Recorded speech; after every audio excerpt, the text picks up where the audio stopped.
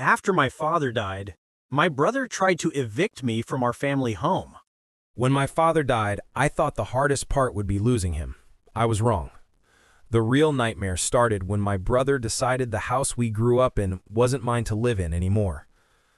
Dad passed away last spring. It was sudden, a heart attack in his sleep. No hospital drama, no last words. Just silence one morning where there should have been coffee brewing and his old radio humming in the kitchen. The house felt hollow from that moment, like it had exhaled for the last time. My brother, David, and I handled the funeral together, or at least that's how it looked from the outside.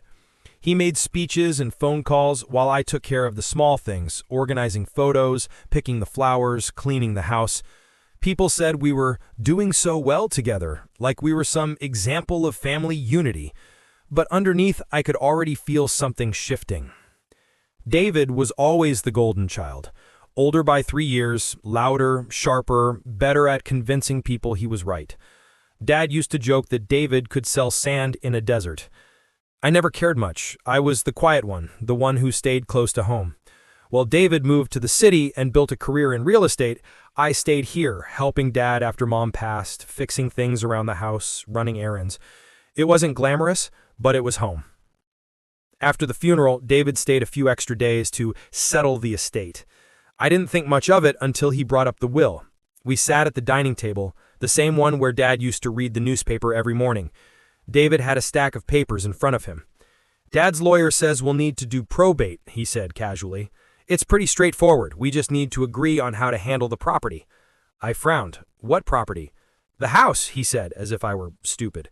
It's worth a lot, and the market's hot. We should sell before interest rates go up. I laughed, thinking he was joking. Sell? This is our home. He looked at me like I'd said something naive. It was Dad's home, now it's ours, and half of it is mine. That was the moment I realized we weren't on the same side. I told him Dad had always said I could stay here, that it would remain in the family. He shrugged. Verbal promises don't mean much in probate court. The words hit harder than they should have.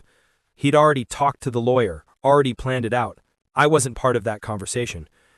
When the will was finally read, it confirmed what I feared. The property was split evenly between us, 50-50. No mention of who would live here, no written clause about me staying. I thought Dad didn't need to spell it out. He probably believed David would do the right thing. He didn't know how wrong he was. For the first few weeks, things stayed civil. David went back to the city, and I kept taking care of the house, mowing the lawn, paying the bills from my savings. Then, out of nowhere, I got a letter from his lawyer. It wasn't friendly. It stated that David intended to liquidate the shared asset, and that I should vacate the premises within 30 days to facilitate sale preparation. I sat at the kitchen table reading it over and over, the words blurring. Vacate the premises. My own home. I called him immediately. Are you out of your mind? You're not kicking me out of Dad's house. He stayed calm. Too calm. It's not Dad's house anymore. It's ours. I can't just let hundreds of thousands of dollars sit idle because you're sentimental. I've lived here for 10 years. You never cared before. That was before it was an asset, he said, like he was talking about a stock, not the place where we'd celebrated birthdays and Christmases. I hung up on him. The next day, a for sale sign appeared at the edge of the driveway. I ripped it out of the ground and threw it into the woods. 2 days later, another one appeared. That time, I smashed it in half and left it by the mailbox. Then a man came to the door, a realtor, David's friend. He tried to do the polite routine, explaining the process. I told him to get off my property before I called the police. He smirked. Well, technically, it's not just your property. That night, I couldn't sleep. Every creak in the floor sounded like an accusation. Dad's chair in the living room still had his jacket draped over it. His tools were still hanging neatly in the shed. How could I just pack everything up and walk away?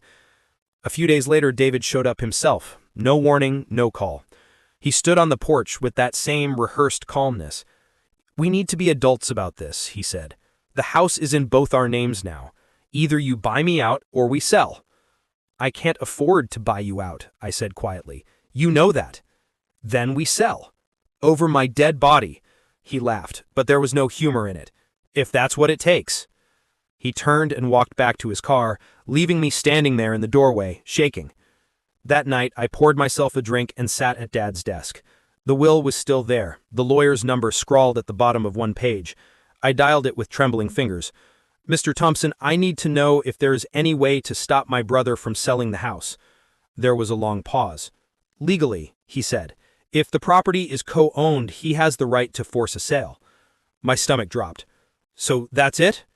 He hesitated. "Not necessarily. If you can prove there was an informal agreement or you contributed significantly to its upkeep, you may have grounds to contest the sale, but it won't be easy." I hung up and sat there, staring at the old family photos on the wall.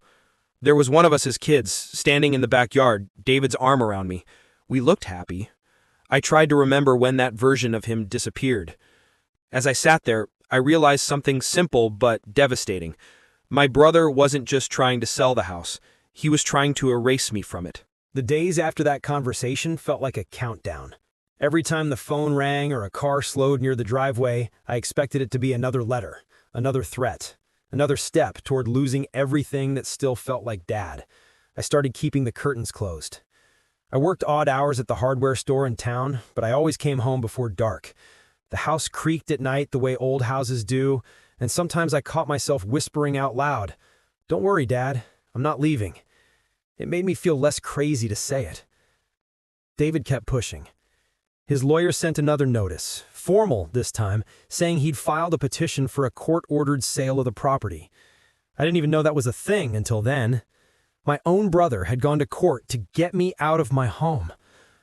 I drove to the city to meet him face to face, hoping, maybe, somehow, there was still a trace of the brother I remembered. He worked in a glass office building downtown, the kind of place where everyone looked busy even when they weren't. He didn't look surprised to see me. "You shouldn't have come here," he said, glancing around like I was embarrassing him. "You could have called." "I did call," I said. "You ignored me." He sighed. "Look, this isn't personal. It's just business." "Business?" I almost laughed. "We're talking about Dad's house, not a condo listing." He leaned back in his chair, all confidence and detachment. "Dad left it to both of us. Half of it is mine. I have debts, investments, things to handle. You're squatting in a six-figure asset." "Squatting? You're calling me a squatter in my own home?" "You don't own it outright," he said coolly. "If you can't buy me out, we sell. That's how it works. I didn't make the rules." "You're hiding behind them," I said. He didn't even flinch. "I'm just being realistic. You're clinging to the past. It's not healthy." Something inside me cracked then. "You weren't here," I said quietly. "When Mom died, when Dad got sick, when the roof started leaking, when he couldn't walk the stairs anymore, I was. I took care of him. I kept this house standing. You didn't even visit on his last birthday." For a second, something flickered in his expression. Guilt, maybe, but it vanished. "I'm not arguing with you about emotions. I'm talking about ownership. Then you don't deserve it. You gave up your share a long time ago." He stood. "Tell it to the judge." I left before I said something I couldn't take back. The court date came quicker than I expected. I sat across from him again, this time in a sterile courtroom, our lawyers doing all the talking. His side argued financial fairness.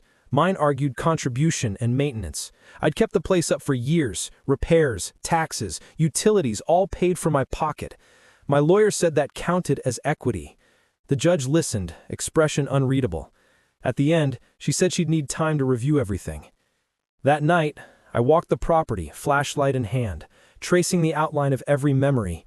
Dad's garden, the shed, the oak tree we'd built to swing on as kids. I felt like I was saying goodbye. 2 weeks later, the judgment arrived. The sale was approved, but I had the right to make an offer within 30 days before it went on the market. 30 days to somehow buy half a house I already lived in. I didn't have that kind of money. I worked part-time at a hardware store, barely covering bills. I called banks, begged for a loan, but every one of them wanted collateral I didn't have. I thought about selling Dad's truck, but even that wouldn't make a dent. One night I found an envelope slipped under the door. No stamp, no return address. Inside was a short note in David's handwriting. "Let's make this easy. Move out quietly and I'll give you $20,000. You can start fresh somewhere else." $20,000? The insult stung worse than the offer. It was hush money. I crumpled the note and threw it in the fireplace. The paper caught instantly, curling and turning black. After that, it got worse. Strange cars parked across the street at night, realtors knocking during the day, just checking the property value. Once, someone even came inside. The back door latch was broken when I got home, and a few of Dad's tools were missing. I called the police, but they said without proof, there wasn't much they could do. I started sleeping with a baseball bat by the bed. Then, out of nowhere, I got a call from an old neighbor, Mrs. Henderson. She was in her 80s, still sharp as a knife. She said, "I saw your brother out by the property last night. He was talking to some men, contractors maybe. They had measuring tapes." I thanked her and hung up the phone. My hands were shaking so badly I dropped it. He was planning renovations on a house he didn't even own outright yet. That night, I drove to his office again. He wasn't there, but his assistant said he'd be at the site tomorrow. The site, not the house, the site. That word told me everything about how he saw it now. Land, value, money. Not history, not family. When I pulled into the driveway the next morning, I saw him there with two strangers. They were walking around the yard, pointing at things and taking notes. I parked and got out. "What the hell are you doing?" David turned, pretending to be calm. "Assessing options. This isn't yours to assess." "It will be," he said. I stepped closer. "You think you can scare me into leaving?" "He don't have to scare you. He just has to wait." The contractor shifted uncomfortably and left. He turned to me, smiling faintly. "You're dragging this out, but it's over, Sam. You can't win." "Maybe not, but I'm not leaving. Then I'll make sure you regret staying." He walked away, and for the first time, I realized he wasn't bluffing. After that day, I stopped pretending things might calm down. David had crossed the line from greed into malice, and there was no going back. Every move he made felt like another push to break me. He started sending letters through his lawyer twice a week now, each one colder than the last. Legal jargon about occupancy rights and unlawful retention of property. He was trying to turn me into a trespasser in the house I'd grown up in. I called my lawyer almost every night, desperate for some loophole, something that could slow him down. But the law was brutally simple. Two co-owners. One wants to sell, the other doesn't. The one who wants to sell almost always wins. But I wasn't giving up. I started gathering proof that this place wasn't just my residence, it was my contribution, my investment. I dug out every receipt, every repair invoice, every tax payment I'd made since Mom died. Over 10 years of keeping this place alive while David lived in high-rises and posted about grind culture online. My lawyer said that if I could show substantial maintenance, I might claim an equitable interest. It wasn't a guarantee, but it was something. Then came the visit from the appraiser. David sent him without warning, just another stranger on my porch, holding a clipboard, smiling politely while measuring my memories. He walked through every room with professional detachment, commenting on the solid structure and original hardwood. I followed him silently, fists clenched. When he left, I called David. "Stop sending people here. It's part of the process. Don't make it harder than it needs to be. You're making it harder." He laughed softly. "You can't stop it, Sam. Just take the payout. You'll thank me later." I hung up on him again. The next morning, I found one of the kitchen windows cracked open. It wasn't like that before. Someone had been inside. Again. Nothing missing this time, but the sense of violation stuck to me like humidity. I reported it again. The police filed another useless report. Probably kids, they said. Sure, kids, who pick locks and leave nothing behind but footprints on the carpet. I installed new locks, new cameras, everything I could afford. But paranoia isn't cheap. I was draining my savings faster than I realized. The mortgage was paid off, but bills, repairs, groceries, they all added up. I started working more shifts at the hardware store, coming home past midnight, falling asleep on the couch with Dad's old blanket pulled over me. One evening, Mrs. Henderson called again. "Your brother was back," she said quietly. "He had someone with him this time. They were taking photos of the house. Did you see their car? A black SUV. Same one from last week." I thanked her, though my voice shook so much I doubt she understood. I drove to the lawyer's office the next morning with everything I had.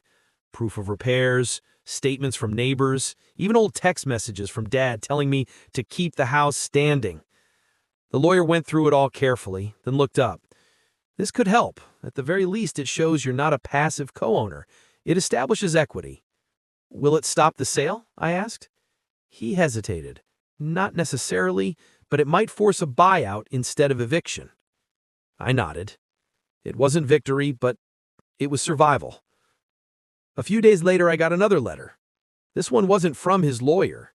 It was handwritten, messy, rushed. Meet me at the house Friday night. We need to talk. No lawyers.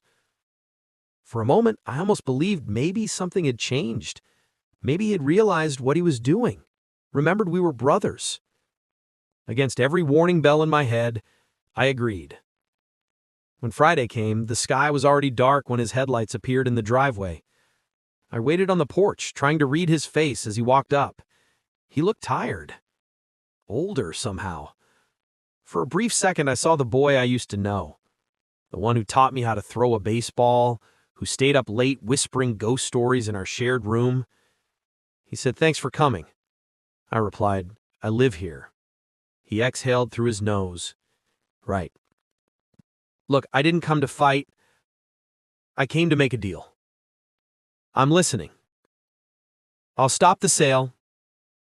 I'll even sign over my share. If you give me $150,000. I laughed, loud and bitter. "You know I don't have that. You could get a loan. No bank's gonna lend me that kind of money. Then you'll have to find another way. This is blackmail." He shrugged. "It's business." Something in me snapped then. "You think Dad would be proud of this? Of you turning his home into an ATM? He flinched but covered it fast. "Dad's gone. This is reality now. Grow up, Sam." He turned to leave, but before he reached the car, I said, "You'll regret this." He stopped, looked back. "You've been saying this for months, still waiting to see it." Then he drove off, taillights fading into the dark. That night I sat in the kitchen, staring at the note he'd left on the table. My brother's handwriting, the same loops and angles as Dad's. I thought about burning it, but instead I folded it carefully and slipped it in an envelope with the rest of the evidence. I didn't know what the next move was, but I knew one thing for sure. If he wanted to turn this into a war, I wasn't losing without a fight. After that night, things ratcheted up another notch. David didn't bother hiding his impatience anymore. He moved like a man who expected the world to rearrange itself for him. And I realized the only way to survive was to stop reacting and start dictating. My lawyer recommended an injunction to pause any sale while we sorted equity claims, so I filed for it. That bought me time, at least on paper, but it didn't stop the harassment. They found ways around court orders, realtors showing up with serious buyers, contractors measuring the foundation in ways that left me with the feeling they were measuring my life. I started sleeping in the living room with the TV on, just for company. Neighbors who once waved politely began to avert their eyes when I passed. Word travels fast in a small town. Gossip stacked on gossip like dried wood waiting for a spark. I'd never realized how isolating it could be to have your brother as your antagonist. He'd set the narrative. I was the obstinate sibling refusing a fair settlement. He was the reasonable one trying to liquidate an illiquid asset. Even people who knew us both took his part because he'd learned to perform confidence better than I ever wanted to. But there were cracks, little solidarities that kept me from spiraling. Mrs. Henderson brought over a casserole one night and left a note. "You're not alone." Old Mr. Alvarez, who'd lent Dad tools for years, stopped by with a stack of invoices he'd found in his garage, receipts for lumber and shingles I'd paid for after the last windstorm. It was small, but it mattered. My lawyer used those receipts to bolster the claim that I'd put substantial labor and money into maintaining the property, which translated into equity rather than mere occupancy. We started compiling a ledger of everything I'd done in the past decade: taxes paid, utilities, roof repairs, furnace replacement, the new well pump when it failed in winter, the time I repainted the porch by hand after a hailstorm. Each line was an act of love and also a legal anchor, a way to prove that this house was more than a shared asset to me. It was my life. I stayed up nights cross-referencing bank statements, saving emails, printing everything until my fingers cramped. Meanwhile, David escalated differently. He filed counterclaims alleging I'd been living there rent-free while secretly diverting assets. Someone had placed a forged bank statement among his filings that suggested I owned accounts I'd never seen. It was a nasty move, and it worked. Enough to keep the judge uneasy and to scare off a local lender I'd approached for a modest loan. I felt cornered, not because the law was against me, but because the system was manipulable if you had the will and the money to twist it. I started to question every interaction. Was that knock of the door genuine? Did the contractor who complimented the crown molding actually mean it? The constant second-guessing was a living pressure. Then one morning, I found a letter slipped beneath my door that made my blood run cold. A certified notice from the city about a complaint regarding unsafe living conditions at the property filed by an anonymous party. The letter cited minor code violations, peeling paint a loose step, and demanded repairs within 14 days or threatened fines. It was petty and bureaucratic, but effective. If I had to take time and money to fix minor code issues, that undercut my ability to fund legal defenses. My lawyer suspected David. Who else would benefit from dragging out expenses? When I confronted him, he shrugged and feigned surprise, but his smirk told me he'd already lined up his next move. I started documenting everything on video, walking the property with my phone, narrating repairs, noting dates and names, trying to build an airtight time-stamped record in case my word was twisted again. Technology became my shield. Cloud backups, copies sent to multiple emails, physical binders stored at the library with a notary stamp. I felt like a paranoid archivist cataloging my own survival. At the same time, the emotional cost grew. Friends invited me out less, or if they did, I declined because I didn't want to start explaining why my life had become a courtroom drama. I lost weight, then I found it again in bad meals eaten at odd hours. My hands, once steady from years of fixing things, trembled when I signed papers. I'd been raised to believe family comes first, that we hold to a code beyond contracts. Seeing that code shredded so casually by someone whose childhood I'd shared filled me with a grief that had nothing to do with money. One night, when it all felt too heavy, I took Dad's old truck and drove the county roads until dawn. I stopped at the overlook where we used to watch storms roll in and, for a while, let the wind take the noise from my head. It was there, in that empty pre-dawn space, that I realized the fight had to be strategic. Anger alone wouldn't keep me in the house. I needed witnesses, allies, hard evidence. I reached out to an old friend from high school, Maya, who worked at the county records office. She'd always been good with paperwork and still resented the way she'd been passed over for promotions. I explained my situation, careful not to ask her to break the law, just to help me find public records that might show overlapping claims or odd transactions related to David's investments. She said she'd look. She found, to our surprise, an unrecorded deed attempt filed under a shell company with a name suspiciously similar to one of David's recent ventures. It didn't mean much on its own, but when paired with the contractor photos and receipts, it painted a picture of premeditation. David planned to pivot the house into a development or flip, and he'd already been aligning contractors and paperwork behind the scenes.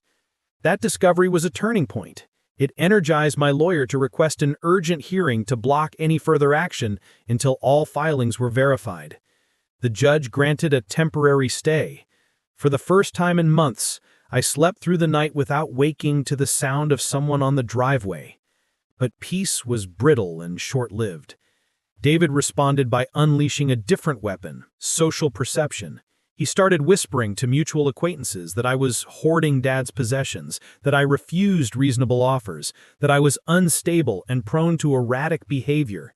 He even circulated photos of the house's neglected corner with captions implying neglect while he was the one who'd been absent for years. Reputation is fragile in small towns. Perceptions harden into facts. People who once offered to help now hesitated. Maya warned me that the court of public opinion can influence jurors and lenders more than we like to admit.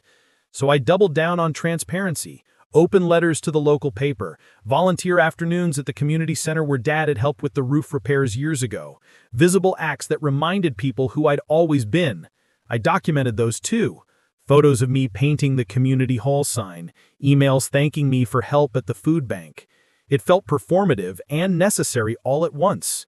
The weeks stretched into months. The temporary stay gave me breathing room to negotiate more seriously. David, perhaps sensing momentum shifting, suddenly offered to buy me out again, but at a price that was absurd. I countered with a detailed accounting of my expenditures and asked for a fair valuation that reflected my contributions. Instead of meeting me, he sent an appraiser with figures that undervalued the property. He played the numbers game, hoping confusion and fatigue would make me accept a bad deal. But the appraiser's report was flawed. Missed repairs, overlooked upgrades, and my lawyer pounced on those inconsistencies. We hired our own appraiser, an impartial pro whose report supported my valuation. The judge, fed up with the back and forth and the smell of bad faith actions, scheduled a full evidentiary hearing to finally sort out the issues. It felt like a chance, maybe the last real chance to make the truth matter. I prepared for that hearing like a soldier preparing for battle. I compiled everything: receipts, witness statements from neighbors, tax records, photos with metadata, testimony offers from Mrs. Henderson and Mr. Alvarez, the email chain Maya unearthed showing the shell company filing. I rehearsed my statements until my voice didn't quiver. It's strange how a person can be dead tired and electric at the same time, drained at the core but lit with purpose around the edges. I was terrified of losing, of coming home after the hearing to an empty house with new locks and a sold sign on the lawn. But I also knew that walking away without making him pay for the cruelty wouldn't ease me either. The morning of the hearing, I sat in the car outside the courthouse, sun cutting across the dashboard, my hands wrapped around a paper cup of coffee gone cold. I looked at the stack of binders in the passenger seat and felt the weight of every year I'd spent holding the house together. It was all there between those pages. I took a deep breath, stepped out, and walked in. The courthouse smelled of paper, coffee, and stress. The hallway buzzed with murmurs from people waiting for their own hearings. But when my case was called, the world narrowed until it was just the judge's bench, David at the opposite table, and the weight of everything between us. He looked immaculate: tailored suit, calm posture, the image of professionalism. I looked like what I was, a man who'd been sleeping light for months. Our lawyers did the talking at first. Mine laid out our evidence carefully: receipts, invoices, the appraisals, the photographs showing years of maintenance. Then the neighbors testified. Mrs. Henderson walked slowly to the stand and told the court she'd seen me fix fences and roofs while David was gone. Mr. Alvarez confirmed the material receipts matched his own records. Maya submitted her statement about the shell company deed attempt, her voice steady even as David's lawyer tried to rattle her with technicalities. Then came David's turn. He spun a story that almost sounded believable if you didn't know him. He said he admired my dedication, but that I was unable to move on, that he'd tried to help me by offering payouts, that I was sabotaging the sale out of resentment. He called the shell company a clerical mix-up. He called my video documentation paranoid self-recording. He even implied my attachment to the house was unhealthy. I listened, jaw tight, while he painted himself as a concerned brother cleaning up after a sentimental one. When the judge finally asked if I wanted to speak, I stood. My voice wasn't loud, but it was clear. I told her about Dad teaching us to hammer nails in that porch, about nights fixing leaks when I couldn't afford a plumber, about the years I stayed to care for him while David chased deals. I didn't raise my voice, didn't accuse, just laid the facts bare, and ended with, "I'm not trying to take more than what's fair. I'm just trying to keep what I already built." The courtroom was silent, except for the sound of pen scratching. The judge didn't rule immediately. She said she'd review everything. But as we left, I saw the first crack in David's armor. His hand trembled slightly when he buttoned his jacket. For the first time, I thought maybe, just maybe, he was scared. The wait for the decision felt endless. 2 weeks later, an envelope arrived. I sat at the kitchen table, the same spot where Dad used to drink his morning coffee, and tore it open with shaking hands. The ruling was long and dense, full of legal phrasing, but the key sentence stood out. The court recognizes the respondent's equitable interest based on documented maintenance and contribution. Forced sale is denied pending voluntary settlement. I read it twice before it sunk in. I wasn't being evicted. The house wasn't being sold. David called that night. He didn't congratulate or apologize. He just said, "You really think you've won?" I told him, "I don't think, I know." He laughed, low and bitter. "Enjoy it while it lasts. You'll be stuck there alone when the roof finally caves in." Then he hung up. But he was wrong. The house didn't feel like a cage anymore. It felt alive again, scarred but standing. I fixed the broken step, repainted the porch, even replanted Dad's old garden. Neighbors started waving again. The gossip faded. Slowly the air lightened. Some days I still expected a new letter or car parked across the road, but nothing came.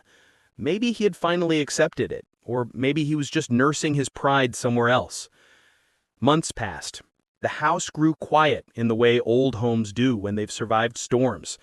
I started renting out the extra room to a college kid who worked at the hardware store. The laughter and movement brought warmth back to the place. Life became ordinary again. Work, dinner, sleep. But it was an ordinary I'd earned. Sometimes at night I'd stand by the window and think about David, about how easily love can turn to ownership, and how family can become your first enemy when money's on the line. I still hoped, foolishly maybe, that one day he'd call not to argue, but to talk, to remember Dad as we once did. Until then, I kept the lights on, the bills paid, the garden green. The house was still standing, and so was I. Summer rolled into autumn before I heard from David again. It was an email this time, polite and polished like nothing had ever happened. "Hope you're doing well. Thinking about settling this formally so we can both move on. Let's meet for coffee." I stared at it for a long time. Part of me wanted to ignore it, but curiosity gnawed at me. Maybe he'd grown a conscience. Maybe the reality check of losing in court had sobered him. Against my better judgment, I agreed. We met at a cafe halfway between my town and the city. He looked thinner, a little older, but still carried himself with that salesman confidence. He smiled when he saw me. "You look good," he said, as if we were just two brothers catching up. I didn't respond. He got straight to it. "Look, Sam, I don't want to keep dragging this out. The judge left the door open for a voluntary settlement. Let's make that happen. We can get the property properly divided." "What does that mean exactly?" I asked. He leaned in. "I'll sign a quick claim on my share for 80 grand. Clean break, no more letters, no more drama." I laughed, sharp and humorless. 80? After everything? "It's fair," he said. "Less than market value. Consider it a discount for peace of mind." "Peace of mind?" I said, quietly. "You nearly destroyed me." He sighed, stirring his coffee slowly. "I was under pressure, Sam. You don't get it. I had investors, loans, people expecting returns. That house was an asset I needed to liquidate. It wasn't personal." "Everything's personal when it's family," I said. He shrugged. "Maybe that's why I don't do family anymore." I should have walked out then, but something in me needed closure. "Dad trusted you. He thought we'd take care of each other." "He also thought he'd live to 70, David said coldly. "People are wrong all the time." That ended it. I pushed back from the table, threw a 20 on the counter for my coffee, and walked out. He didn't follow. Weeks passed, again. The garden browned, the air turned sharp. I focused on small, ordinary things, fixing the gutter, sanding the porch railing, feeding the stray cat that had decided to adopt me. I thought the storm was finally over. Then one afternoon, a certified letter arrived. It wasn't from David this time. It was from the county tax office. According to their records, property taxes hadn't been paid in nearly a year. My heart jumped. That was impossible. I'd paid every bill on time. I went to the courthouse the next day and asked to see the file. The clerk pulled it up, frowning. "Looks like there's a dispute over ownership. One of the co-owners changed the mailing address for tax notices." "Who?" I asked, though I already knew. "David Dawson." I felt the blood drain from my face. He'd redirected the tax bills to himself and let them go unpaid, on purpose. If they stayed delinquent long enough, the property could go into default and be auctioned. It was a loophole I hadn't even known existed. I paid the full amount on the spot, nearly wiping out my savings, but the damage was done. I was on the radar now for property irregularities. I called my lawyer, who sighed like he had been expecting this. "He's trying to exhaust you," he said. "Every time you stabilize, he'll find a new angle. But there has to be a way to stop him for good. There might be, he said slowly. If we can prove harassment and bad faith actions related to property management, we can petition for sole ownership. It's a long shot, but if the judge sees a pattern, she might grant it. I didn't even hesitate. Do it. Over the next few weeks, we built the case again, piece by piece. The fake tax address, the code complaints, the forged documents from before, everything formed a trail of intent. I hated having to relive every betrayal, but the more I compiled, the clearer the picture became. When the hearing date finally came, David didn't even show up. His lawyer stood in for him, tired and defensive, arguing that administrative errors and miscommunications didn't equal malice. My lawyer laid out the pattern, years of calculated pressure designed to push me out. The judge listened in silence, flipping through the thick folder of evidence. At the end, she said, "I'll issue a ruling within 30 days. Those 30 days were agony. Every sound outside made me think of trucks, lawyers, papers. Every envelope in the mailbox made my heart race. But one crisp morning, a certified letter arrived. I'd opened it right there on the porch, the cold air biting at my fingers. The ruling was short this time. In light of continuous documented harassment, deceptive filings, and demonstrated maintenance investment, the court awards full ownership of the property to Samuel Dawson. I read it again and again, unable to breathe. Then I sat on the steps and laughed until my throat ached. It was over. Finally. Completely over.